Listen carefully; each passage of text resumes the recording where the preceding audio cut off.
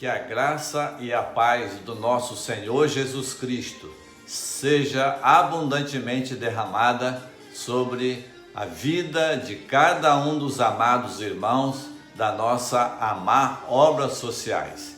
É com grande alegria que mais uma vez me dirijo a todos vocês, desejosos de que Deus realmente os esteja protegendo, abençoando, guardando, livrando, dando perspectivas, porque o nosso Deus é o Deus de toda a esperança. Que a graça dele não falte sobre a vida de cada morador, de cada trabalhador, de cada pessoa que presta serviço, quer seja voluntário ou não. A todos vocês um grande abraço e que Deus realmente possa estar com as suas mãos poderosas sobre a vida de cada um dos nossos queridos. E continuamos naquela expectativa de que brevemente a nova residência, onde vocês serão mais bem acolhidos, mais bem cuidados, e esperamos que Deus realmente nos dê esse privilégio de breve a gente poder estar aí com vocês, passando aí essa pandemia que tem dificultado tanto as atividades da igreja, enfim, todo o procedimento do dia a dia, do trabalho, enfim, tudo está sendo mais difícil no momento, mas não vamos desesperar, vamos esperar em Deus, porque no tempo certo Deus dará a solução. Vocês creem assim? Vamos orar? Ó Deus bondoso, Deus amoroso, Deus misericordioso que nos assiste nesta hora, que a boa mão do Senhor seja sobre nossas vidas, sobre a vida de cada residente da Amar, de cada pessoa que presta serviço nessa entidade. Muito obrigado, ó Deus. Continue com a sua mão poderosa sobre nossas vidas, e a palavra que nós vamos ler hoje, ó Deus, que ela possa falar profundamente aos nossos corações. Fica conosco, meu Deus, fica conosco. É a oração que nós te fazemos agradecidos, oramos no nome poderoso de Jesus. Amém? Amém. Glória a Deus. Queridos, vamos tentar aqui cantar juntos a canção com a qual nós sempre iniciamos aí os nossos encontros. É aquela que diz: estamos muito alegres, Jesus está aqui, sentimos muito amor, sentimos união, sentimos que Jesus está aqui em nosso meio, por isso temos paz no coração. Sentimos que Jesus está aqui em nosso meio, por isso temos paz no coração. Esta alegria não vai mais sair, esta alegria não vai mais sair, esta alegria não vai mais sair de dentro do meu coração. Fé mais fé, amor mais amor, quem não tem, peça ao Salvador, pois sem fé e sem amor não posso agradar ao Senhor. Esta alegria não vai mais sair, não, esta alegria não vai mais sair, não, esta alegria não vai mais sair de dentro do meu coração. Que seja realmente assim, porque a alegria do Senhor, a nossa força é. Queridos, nós estamos aí avaliando a palavra de Deus, e nós temos tentado tirar algumas lições práticas para o nosso viver. E nós falamos sempre aqui das características do bom pastor, mas ultimamente nós temos abordado algumas características na vida de Gideão, da qual nós temos também trazido para nós algumas lições práticas que está lá registrada no livro de Juízes, no capítulo 6. Vocês que têm a Bíblia aí, né? Vamos estar lendo a palavra, porque a palavra de Deus é alimento, alimento para as nossas vidas.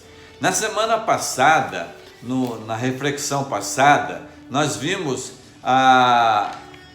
duas características na vida de Gideão que não podem faltar nas nossas vidas. A primeira delas foi humildade.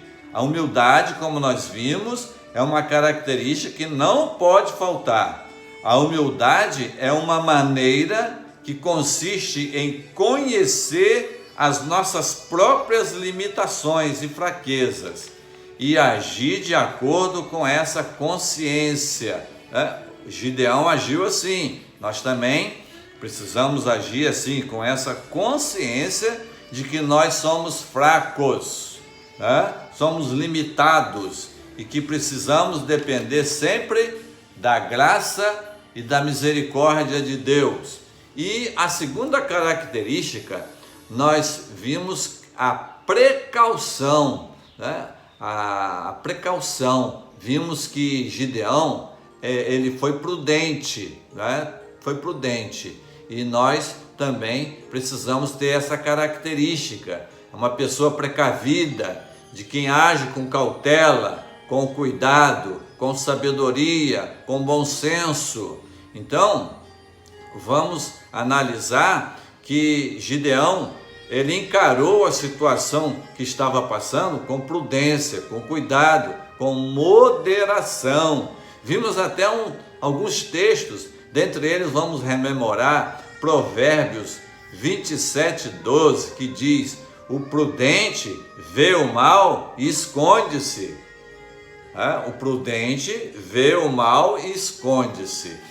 E hoje nós vamos considerar mais duas, pelo menos, se der tempo, se não estender muito, duas outras características que também precisam estar nas nossas vidas.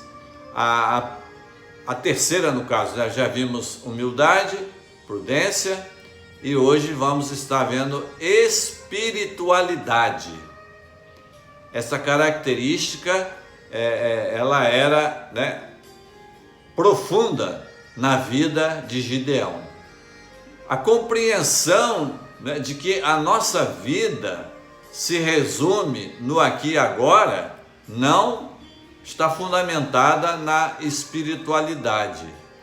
E o próprio sentido da palavra nos revela alguma coisa além do que é material, é espiritual, A própria palavra diz espiritualidade, é algo do espírito. Nós cremos, como seres espirituais, que a vida não acaba aqui, não se restringe aqui. Ela continua depois da morte, ou na eternidade com Deus, ou na eternidade sem Deus. A escolha é nossa, a escolha é nossa. Então, a atitude de Gideão em edificar um altar ao Senhor demonstra um conhecimento de alguém que está conectado com Deus. Vamos ao texto, Juízes, capítulo 6, no verso 27.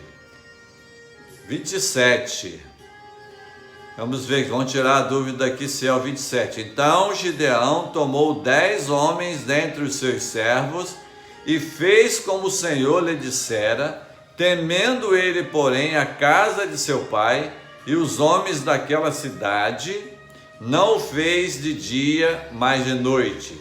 Levantando-se, pois, de madrugada os homens daquela cidade, eis que estava o altar de Baal derribado e o poste ídolo que estava junto dele, cortado, e o referido segundo boi fora oferecido no altar edificado. Olha aí, queridos, mais uma vez nós estamos aqui observando a palavra de Deus, quando Gideão, ele aqui tem uma atitude que nós precisamos também ter. Mas o verso que eu queria ver mesmo, corrigindo aqui, é o 24. Diz assim: então Gideão edificou um altar ao Senhor e lhe chamou, de o Senhor é paz. Ele edificou o altar e ainda deu um nome ao altar: o Senhor é paz. Ainda até o dia de hoje está o altar em Ofra, que pertence aos abiesritas.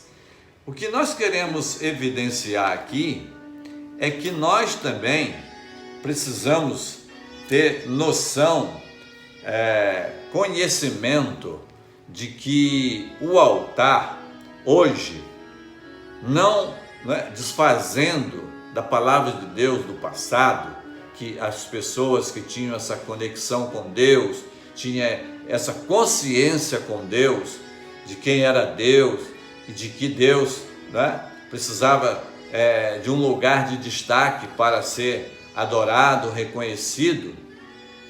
Hoje nós precisamos analisar que o altar onde Deus quer realmente ser reverenciado, adorado, é na nossa vida, é no nosso coração. O Novo Testamento, o apóstolo Paulo diz que onde o Espírito Santo habita, é no nosso coração, na nossa vida. Na carta dele, na primeira aos Coríntios, ele fala sobre isso, que o altar, onde nós precisamos realmente ter a prioridade da ação do Espírito Santo é na nossa vida. Nós somos templo, casa, morada do Espírito Santo de Deus. Mas, não desfazendo, como dissemos, vamos citar algumas passagens lá do Antigo Testamento em que o altar é mencionado.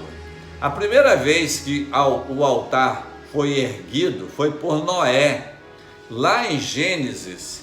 Vamos lá no primeiro livro da Bíblia, Gênesis capítulo 8, nós vamos ver aqui Noé com essa decisão de edificar um altar, e nós vamos ver o motivo que levou Noé a edificar esse altar. Capítulo 8, versículo 20. Levantou Noé um altar ao Senhor e, tomando de animais limpos e de aves limpas, ofereceu holocaustos sobre o altar. E olha só, diz a Bíblia aqui que o Senhor aspirou o suave cheiro e disse consigo mesmo: não tornarei a amaldiçoar a terra por causa do homem, porque é mau o desígnio íntimo do homem desde a sua mocidade, nem tornarei a ferir todo vivente como fiz. O altar, então, que Noé estava aqui oferecendo, era um altar de gratidão a Deus pela salvação de sua família. Afinal de contas, o mundo naquela época foi destruído pelo dilúvio, e só dos humanos, só a família de Noé foi salva, foi isenta daquela condenação, da destruição do mundo, foi poupada. A família de Noé foi a única que foi poupada lá naqueles dias. Então, ainda olhando outras passagens do Antigo Testamento, nós não podemos, de tantas outras, esquecer da experiência que teve o profeta Elias. O profeta Elias, naquela situação em que ele se encontrou diante dos profetas de Baal, lá os profetas de Baal fizeram de tudo para que Deus se manifestasse, porque Elias disse que o Deus que se manifestasse como uma resposta através do fogo, esse era realmente o verdadeiro Deus. E os profetas de Baal então tentaram lá de todas as maneiras, invocando o Deus dele, o Baal, que era um ídolo, mas eles não conseguiram. Olha só, eles chegaram ao extremo de cortar-se, de ferir-se, de sangrar, para que o Deus dele pudesse respondê-los. Mas não aconteceu, né? Não aconteceu. E Elias, então, ele quando foi oferecer a Deus ali a sua adoração, né? Ele endireitou ali o altar, porque naquela confusão dos 400 profetas de Baal, né? Eles derrubaram lá o altar. Então, Elias, ele endireitou, consertou o altar, e aí, quando ele orou a Deus, Deus veio com uma resposta, né? O fogo desceu do céu e queimou aquele altar, aquela oferenda que estava sendo ali feita. Ele lambeu a água que estava em volta daquele altar, fizeram uma vala, encheram d'água, vocês se lembram? E Deus lambeu, o fogo lambeu aquela água. Então ali ficou evidente, né, que o Deus de Elias era o Deus verdadeiro, o Deus real, o Deus que não era lá um ídolo como os profetas de Baal entendiam. Então, quando Gideão faz aqui também esse altar, não é? Era também uma atitude, uma consciência que ele possuía de quem era Deus, embora ainda com algumas dificuldades. Então, ele inclusive dá um nome. Gideão diz: o Senhor é paz. Ele entendeu que o Senhor iria favorecê-lo naquela situação, naquela missão perigosa, porque aqui no verso do capítulo 6 de Juízes, vamos ver aqui o verso 23, porém o Senhor lhe disse: paz seja contigo, não temas, não morrerás. Deus falou: paz seja contigo. Paz é algo que Deus nos dá, que traz confiança, que traz equilíbrio diante da dificuldade. Não foi o que Jesus falou lá em João 14 com os seus discípulos? Deixo-vos a minha paz vos dou, não vos-la dou como o mundo a dá. Não se turbe o vosso coração, credes em Deus, credes também em mim. Na casa de meu pai há muitas moradas. Se não fosse assim, eu vos teria dito: vou preparar-vos lugar, para que onde eu estiver, estejais vós também. Jesus estava ali se despedindo dos seus discípulos e deixou essa mensagem, né, de conforto, de encorajamento para aquela situação que os discípulos estariam agora enfrentando com a ausência dele, que estaria ele agora sendo sacrificado pelos nossos pecados. Então, Gideão, ele reconhecendo quem era Deus, né, ele mostra aqui a sua espiritualidade, né? Ele entendeu que o Senhor é paz e que o Senhor dá a paz, que o Senhor é paz e Ele também dá a paz.